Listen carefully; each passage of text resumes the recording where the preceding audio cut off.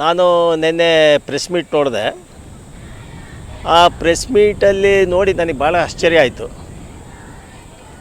ನಮ್ಮ ಜನಪ್ರಿಯ ಶಾಸಕರಾದ ಜ್ಯೋತಿ ಗಣೇಶ್ ವಿಚಾರದಲ್ಲಿ ಅವ್ರು ಏನು ನಿನ್ನೆ ಪ್ರೆಸ್ ಮೀಟ್ ಮಾಡಿದ್ದಾರೆ, ನಮ್ಮ ರಾಜ್ಯ ಮುಖಂಡರಾದಂಥ ಮುತಾಲಿಕ್ ಅವರ ಜೊತೆಲಿ ಭಾಳ ಬೇಸರ ಆಯಿತು. ನಾನು ಒಬ್ಬ ನಾಗರಿಕನಾಗಿ ನನಗೆ ಭಾಳ ಬೇಸರ ಆಯಿತು. ಏಕೆ ಅಂತಂದರೆ ಬಿ ಜೆ ಪಿಯಿಂದ ಭಾಳಷ್ಟು ಹೋರಾಟ ಮಾಡಿದ್ವಿ ಆ ವಿಚಾರದಲ್ಲಿ.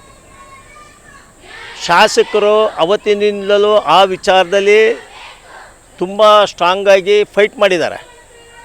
ಅವರು ಏನು ಭಾರ್ಗವ್ ಇದ್ದಾರೆ, ಅವರು ಹಿಂದೂಗಳಿಗೋಸ್ಕರ ಆ ಜಾಗಕ್ಕೋಸ್ಕರ ಗಲಾಟೆ ಮಾಡಿದ್ದಾರೆ, ಇಲ್ಲ ಅಂತ ಹೇಳಿಲ್ಲ.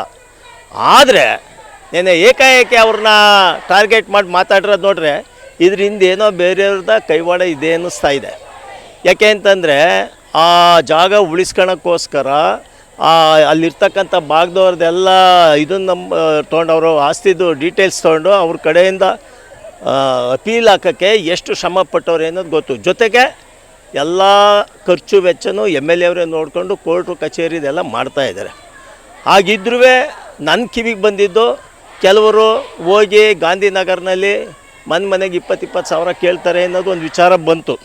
ಅದು ರೈಟರ್ ಹಂಗೆ ಗೊತ್ತಿಲ್ಲ, ನನಗೆ ಬಂದಿರೋ ಸಬ್ಜೆಕ್ಟ್ ಅದು ಆ ಥರದ್ದು ಏನಾರ ಯಾರ ಗಮನಕ್ಕೆ ಬಂದರೂ ಕೊಡಬೇಡಿ ಅಂತ ಹೇಳಿರ್ಬೋದು ಅನ್ನೋ ಶಾಸಕರು, ಅದು ನನಗೆ ಗೊತ್ತಿಲ್ಲ. ಅದನ್ನು ಮೈಂಡಾಗಿ ಇಟ್ಕೊಂಡು ಕೆಲವರು ಉದ್ದೇಶಪೂರ್ವಕವಾಗಿ ಮಾಡಿರೋದು. ಒಬ್ಬರು ಹಿಂದೂ ಪರ ಸಂಘಟನೆಯಲ್ಲಿ ಇಟ್ಕೊಂಡು ಬಿ ಜೆ ಪಿ ಶಾಸಕರಿಗೆ ಆ ಥರ ಹೇಳಿರೋದು ಅವ್ರಿಗೆ ಶೋಭೆ ತರಲ್ಲ. ಇದು ಖಂಡಿಸ್ತೀನಿ. ಈ ವಿಚಾರದಲ್ಲಿ ನಮ್ಮ ಏನು ಶಾಸಕರಿದ್ದಾರೆ, ಈ ವಿಚಾರದಲ್ಲಿ ಆ ಆಸ್ತಿ ಉಳಿಸ್ಕೊಳ್ಳೋ ವಿಚಾರದಲ್ಲಿ 100% ಸ್ಟ್ರಾಂಗ್ ಆಗಿದ್ದಾರೆ. ಅದನ್ನು ಉಳಿಸ್ಕೊಳ್ತಾರೆ, ಬೇರೆಯವ್ರಿಗೆ ಹೋಗೋದಕ್ಕೆ ಬಿಡೋದಿಲ್ಲ. ಇವತ್ತು ಮಂಗಳೂರಿಗೆ ಕಳಿಸಿದ್ದಾರೆ ಒಬ್ಬರನ್ನ ಸಮನ್ಸ್ ಇಶ್ಯೂ ಮಾಡೋಕ್ಕೆ. ಸಮನ್ಸ್ ತಾಂಡಿಲ್ಲ, ಅವನು ಇಲ್ಲಿ ಕೆಲಸ ಅಲರ್ಟ್ ಆಗಿದ್ದವನು.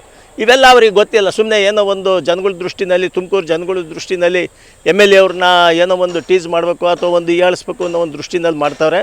ಇದು ಭಾಳ ನಾಚಿಕೆಗೇಡಿನ ಸಂಗತಿ. ಇದ್ರ ಬಗ್ಗೆ ನಾನು ವಿರೋಧ ಮಾಡ್ತೀನಿ. ಸರ್, ಈಗ ಶಾಸಕರ ಜೊತೆ ಭಾಳ ಆಪ್ತರಾಗಿದ್ದಂಥವ್ರು ಜೊತೆಯಲ್ಲಿ ಸಾಕಷ್ಟು ಹೋರಾಟಗಳಲ್ಲಿ ಶಾಸಕರು ಕೂಡ ಭಾಗಿಯಾಗಿದ್ದಂಥದ್ದು, ಏಕಾಏಕಿ ಈಗ ಶಾಸಕರ ಮೇಲೆ ಆರೋಪ ಮಾಡ್ತಿರೋದು ಯಾಕೆ? ಅದೇ ನಮಗೂ ಆಶ್ಚರ್ಯ ಆಗ್ತಾ ಇರೋದು. ಯಾಕೆಂದರೆ ಅವರು ಶಾಸಕರ ಜೊತೆ ಚೆನ್ನಾಗಿದ್ದವ್ರೆ. ಏಕಾಏಕಿ ನೋಡ್ರಿ ಇಲ್ಲೇನೋ ಬೇರೆಯವ್ರದ್ದು ಕೈವಾಡ ಕಾಣ್ತಾ ಇದೆ. ಯಾಕೆಂದರೆ ಮುಂದೆ ಬರ್ತಕ್ಕಂಥ ಚುನಾವಣೆಗಳ ದೃಷ್ಟಿ ಇಟ್ಕೊಂಡು ಯಾರ್ಯಾರು ಏನೇನು ಮೈಂಡಲ್ಲಿ ಇದ್ದಾರೋ ಗೊತ್ತಿಲ್ಲ ನನಗೆ.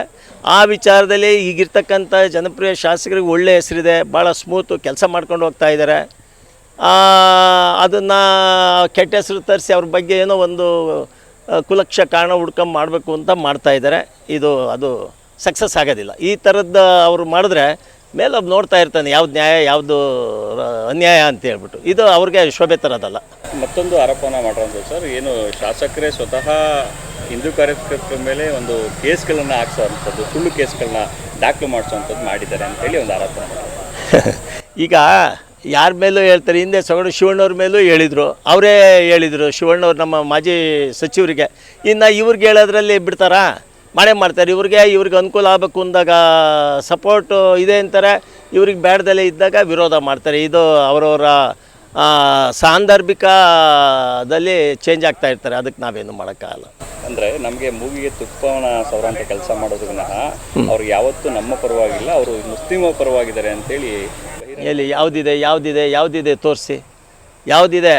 ಹಂಗಿದ್ದಿದ್ರೆ ನೀವು ಹಿಂದೆ ಇದ್ದಂತಹ ಸರ್ಕಾರದಲ್ಲಿ ಕಾರ್ಪೊರೇಷನ್ ಜಾಗದಲ್ಲಿ ಇಡೀ ತುಮಕೂರಿನಲ್ಲಿ ಏನೇನು ಓಲೈಕೆ ರಾಜಕಾರಣ ಆಗ್ತಿತ್ತು ಮುಸ್ಲಿಂ ಬಾಂಧವರಿಂದ ಅಂತ ಗೊತ್ತೈತೆ. ಈಗ ಅವರು ಬಂದ ಮೇಲೆ ಆ ಥರದ್ದು ಒಂದು ಸಣ್ಣ ಘಟನೆ ನಡೆದಿಲ್ಲ. ಅದೆಂಗೆ ಓಲೈಸ್ತಾರೆ? ಯಾವ ರೀತಿಯಲ್ಲಿ ನೀವು ಹೇಳ್ತೀರಾ ಓಲೈಕೆ ಮಾಡ್ತಾರೆ ಅಂತ ಯಾವ ರೀತಿ ಹೇಳ್ತಾಯಿದ್ರೆ ಬೇಸೇನಿದೆ? ಸುಮ್ಮನೆ ಅಪಪ್ರಚಾರ ಮಾಡಬಾರ್ದು. ಮೈಕ್ ಐತೆ ನನಗೆ ಪ್ರೆಸ್ ಮೀಟ್ ಮಾಡ್ತೀನಿ ಅಂತೇಳಿ ಏನೇನೋ ಉದ್ದೇಶಪೂರ್ವಕವಾಗಿ ಹೇಳೋದಲ್ಲ. ಮಾಡೋದಾದರೆ ಅದರಲ್ಲಿ ನಿಜಾಂಶ ಇರಬೇಕು, ಸತ್ಯ ಇರಬೇಕು. ಸುಮ್ಮನೆ ಸುಳ್ಳು ಆರೋಪ ಮಾಡಬಾರ್ದು. ಇದು ಸುಳ್ಳು. ಕೊನೆಯದಾಗಿ ಏನು ಹೇಳಕ್ಕೆ ಇಷ್ಟಪಡ್ತೀನಿ ಸರ್? ಈ ವಿಚಾರದಲ್ಲಿ ನಮ್ಮ ಶಾಸಕರದ್ದು ಏನೂ ತಪ್ಪಿಲ್ಲ. 100% ಆ ಜಾಗ ಉಳಿಸ್ಕೊಳ್ಳೋಕ್ಕೆ ಓಡಾಡ್ತಾ ಇದ್ದಾರೆ, ಮುಂದೆ ಶ್ರಮ ಪಡ್ತಾರೆ. ಆ ಖರ್ಚೆಲ್ಲ ಅವರೇ ನೋಡ್ಕೊಳ್ತಾರೆ. ಈವನ್ ಹೈಕೋರ್ಟ್ ಆಗ್ಬೋದು, ಸುಪ್ರೀಂ ಕೋರ್ಟ್ಗಾದರೂ ಜಾಗ ಉಳಿಸ್ಕೊಳ್ಳೋಕ್ಕೆ ಅವ್ರು ರೆಡಿ ಇದ್ದಾರೆ. ಇದನ್ನು ನಾನೊಬ್ಬ ಕಾರ್ಯಕರ್ತ ಆಗಿ, ನಾನೊಬ್ಬ ತುಮಕೂರು ಅವರ ಅಭಿಮಾನಿಯಾಗಿ ನಾನು ಹೇಳ್ತಾ ಇದ್ದೀನಿ.